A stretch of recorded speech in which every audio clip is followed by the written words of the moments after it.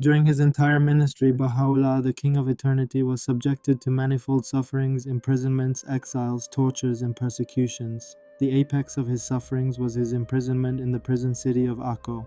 Bahá'u'llah, along with his family and closest followers, were sent to this prison in 1868, and he lived the rest of his life in this place. The Ottoman authorities were at that time strongly opposed to Bahá'u'llah and his cause, even more than the Persian clergy and monarchy. The King Abdulaziz ordered several exiles for him within the Ottoman Empire. He was sent to Baghdad, Constantinople, Adrianople, and finally to the prison city of Acre. The conditions in that city were specially harsh. The air was hideous. The prison was inhabited by the worst kind of criminals, like political agitators, murderers, and thieves. The population of the prison and the guards were heavily bigoted against Persian people. On top of that, the authorities forced a number of followers of Mirza Yahya, who were covenant breakers, to join them in this exile. This group of people were even more opposed to Bahá'u'llah, and they were continuously plotting against him and his followers. For instance, they would observe from the entry of the prison and alert the guards when Bahá'í pilgrims were approaching the place. One of the most extreme moments for the Holy Family in this place was the martyrdom of Mirza Mahdi, who fell from the ceiling of the prison when he was praying. He's offered his life to his father so that from that moment onwards, the Bahá'í pilgrims would be allowed to reach his presence.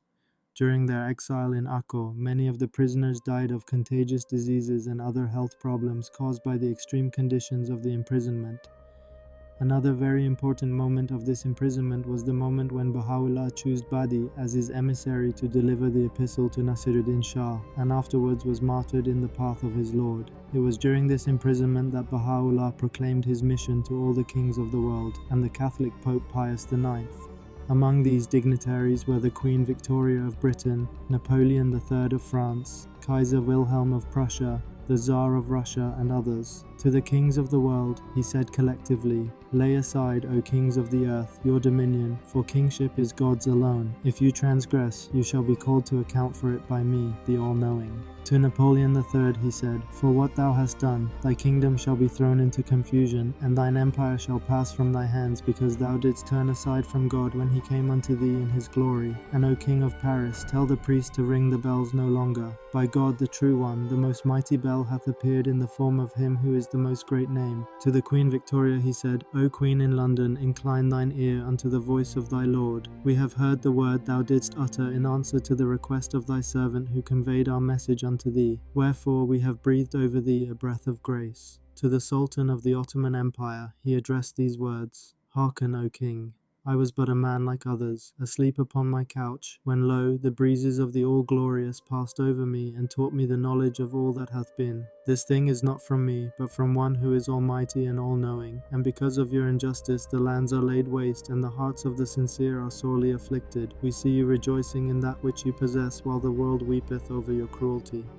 He also revealed some of his most important tablets, like the Tablet of Fire, the Long Healing Prayer, his most holy book, the Kitab-i-Aqdas, and the tablets that he revealed afterwards.